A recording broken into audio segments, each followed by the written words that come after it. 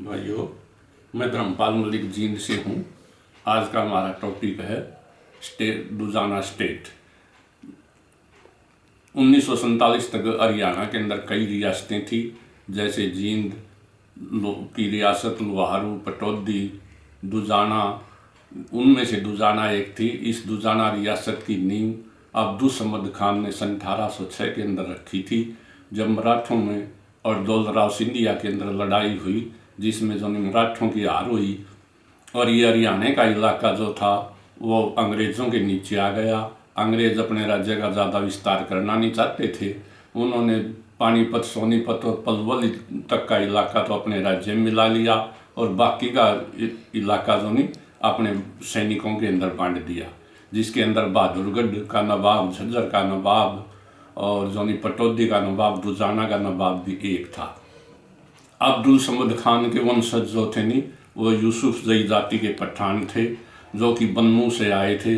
बन्नू पाकिस्तान में, जिसे आजकल ख्वाजा पख्तूनवा कहते हैं, 1947 में नॉर्थ वेस्ट प्रोविंस कहते थे, वहाँ के रहने वाले थे।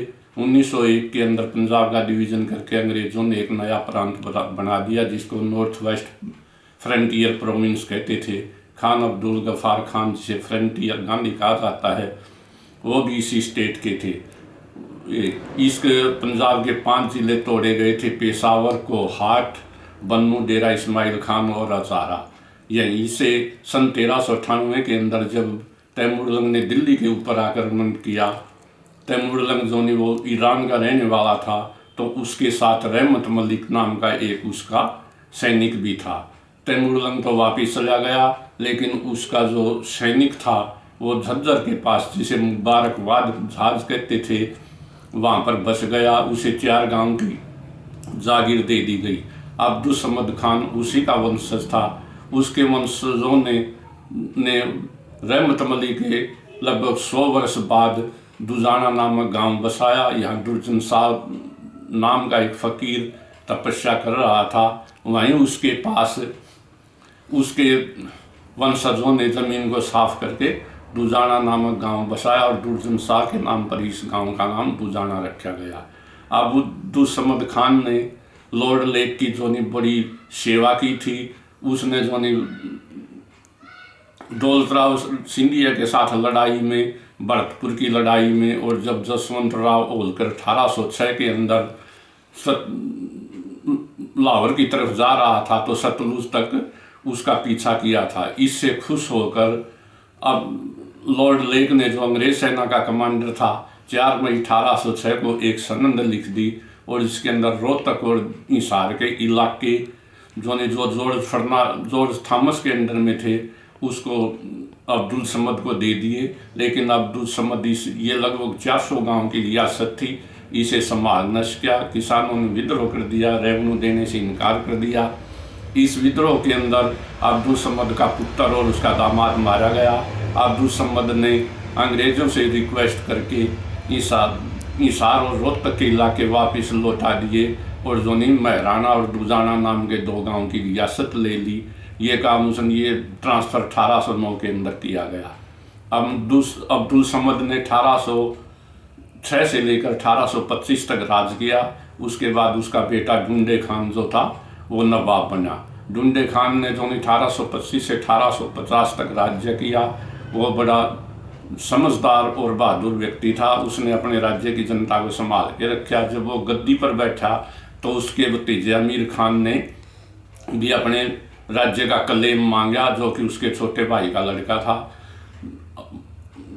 डुंडे खान ने अपने भतीजे की 3000 रुपये वार्षिक पेंशन कर उसको मना लिया और बड़े शान शौकत से राज्य किया। उसके बाद सन 1850 के अंदर उसका लड़का हसन अली खान गद्दी पर बैठा। हसन अली खान ने 1850 से 1867 तक राज्य किया। 1857 का गदर उसी के समय में हुआ। हसन अली खान ने न तो बहादुर शाह का साथ दिया और न अंग्रेज़ों का, लेकिन उसने अंग्रेज़ों के साथ बहुत अच्छा व्यवहार किया। 1857 में जो कि बहादुरगढ़ और झज्जर और फरुखनगर की रियासतें जब्त कर ली गई। ये नवाब अपने रियासत को बचाने में सफल रहा। यही नहीं, इसके अतिरिक्त उसको इनाम के तौर पर राव तुलाराम की रियासत के कन्हार का और बहु झोलरी का इलाका भी दे दिया गया, जिसमें 21 गांव थे। हसन अली के बाद उसका बेटा जो है मुमताज़ अली गद्दी पर सादत हसन गद्दी पर बैठा। उसने जो 1867 से 1879 तक राज्य किया। उसके बाद उसका लड़का मुमताज़ अली गद्दी पर बैठा, लेकिन जब मुमताज़ अली गद्दी पर बैठा तो उसकी आयु 13 वर्ष थी, वह नाबालिग था। इसलिए उसके चाचा ने नजाबत अली खान ने जो है उसकी राज्य चलाने के अंदर मदद की और 1908 के अंदर मुमताज़ अली की मृत्यु हो गई। जो दुजाना के अंदर लाल मस्जिद आज भी मौजूद है और प्रसिद्ध है, जिसको कि शाही मस्जिद किया जाता है, ये इसी मुमताज़ अली ने बनवाई थी। इस मस्जिद के अंदर आमिर खान की मंगल पांडे नामक फिल्म की शूटिंग भी की गई थी। आमिर खान, मुमताज़ अली के कोई संतान नहीं थी। 1908 में उसकी मृत्यु के बाद उसका चचेरा भाई खुर्शीद अली खान गद्दी पर बैठा, जिसने 1908 से 1925 तक राज्य किया। 1919 के अंदर उसे ने एक रेस्ट हाउस भी बनवाया, जिसे बाग वाली कोठी कहते हैं। खुर्शीद पैलेस भी उसे ने बनाया। दुजाना रियासत का प्रसिद्ध कुआं जो ने वो भी उसी ने बनवाया।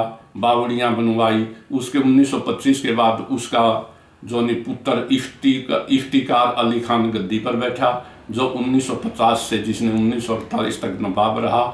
15 अगस्त 1947 को देश आज़ाद हो गया और 3 मार्च 1948 को रियासत का विलय भारत के अंदर कर दिया गया। आखिरी नवाब जो था वो बड़ा भला आदमी था। उसने अपनी राज्य की जनता के लिए बड़े भलाई के काम किए। 1929 के अंदर उसने दुजाना के अंदर स्कूल खुलवाया, हॉस्पिटल खुलवाया, जिसकी इमारतें आज भी मौजूद हैं और जिनके अंदर स्कूल और हॉस्पिटल चल रहे हैं। इसके अतिरिक्त उस समय उसने जनता की भलाई के हर काम किए।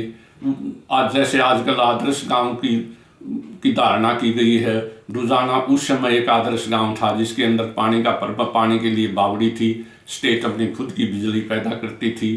कुछ दुजाना के निवासी तो यहाँ तक कहते हैं जब रोहतक के अंदर बिजली नहीं थी तब भी हमारे दुजाना स्टेट के अंदर बिजली थी। नवाब जो था नहीं, वो मुसलमान होते हुए भी मुस्लिम लीग का नहीं था, बल्कि कांग्रेस का सदस्य था। वो देश के बंटवारे के हक में भी नहीं था, सेकुलर टाइप आदमी था। हालांकि राज्य की जनता जो नहीं, दुजाना गांव के अंदर मुसलमान ज़्यादा थे और नवाब भी मुसलमान था। राज्य की भाषा उर्दू थी और उसका निशान जो था सफ़ेद झंडा था, जिस पर 2 तलवारें थी और चांद सितारों का निशान था। लेकिन नवाब फिर भी सेकुलर था। 1950 में नवाब जो ने लाहौर चला गया। उसने वहाँ भी जाकर अपनी कोई जागीर नहीं ली और जो ने उसके कोई बच्चा नहीं था। वो लाहौर के अंदर ही 1970 के आसपास उसकी मृत्यु हो गई। लेकिन कहते हैं कि जिसके मर जाए बादशाह उसके रुड़ते फिरे वजीर। जो नहीं आज जो नहीं दुजाना के अंदर जो ऐतिहासिक इमारतें हैं, जो एक आदर्श गांव होना चाहिए था और टूरिस्ट प्लेस होना चाहिए था, वहाँ की इमारतें सारी खंडर हो चुकी हैं। कहते किसी शायर ने कहा कि अपनी पुरखों की विरासत को संभाल के रखो, वरना इस बरसात में आखिरी दीवार भी गिर जाएगी। बाग वाली कोठी और खुर्शीद महल, बावड़ी, गांव के बाहर एक सराय और प्याऊ थी, सब खंडरात हालत में हो चुके हैं। लोग जो नहीं बावड़ियों के ऊपर गोबर डालते हैं और जो नहीं उपले बनाते हैं। जब सरकार को या इस सरकार को और आर्कियोलॉजी विभाग को इन इमारतों को संभालना चाहिए था, लेकिन किसी ने इनकी कोई संभाल नहीं की। नवाब की एक कोठी नाड़ के अंदर भी थी, जिसको हरियाणा गवर्नमेंट का रेस्ट हाउस था। 1975 के अंदर जब इमरजेंसी लगी तो चौधरी देवीलाल को इसी नाड़ वाली कोठी से रेस्ट हाउस से अरेस्ट किया गया था। आज वो भी खंडरात हालत में है। राज्य का बड़ा गांव बहुझोलरी, वहाँ भी सरकारी राजा के महल थे, वो भी सब खंडरात हालत में हैं। सरकार को और लोगों को संभालना चाहिए। और जो नहीं बहुत उस समय 1947 तक दुजाना के अंदर लगभग 30 मस्जिदें थी। उनमें से बहुत सी मस्जिदें तो बड़ी ऐतिहासिक थी, जैसे लाल मस्जिद जो नवाब मुमताज़ अली ने बनवाई थी, काजी की मस्जिद जिसे हाजी की मस्जिद भी कहते हैं, कुछ लोग कारी की मस्जिद कहते हैं। 1995 की बाढ़ के अंदर उसके अंदर पानी भर गया, बहुत सी इमारतों में पानी भर गया और बहुत बड़ा नुकसान हुआ, बहुत ज़्यादा नुकसान हुआ। हमारा तो यही कहना है कि राज्य को और लोगों को ऐसी इमारतों को और अपने इतिहास को संभाल के रखना चाहिए। जय हिंद।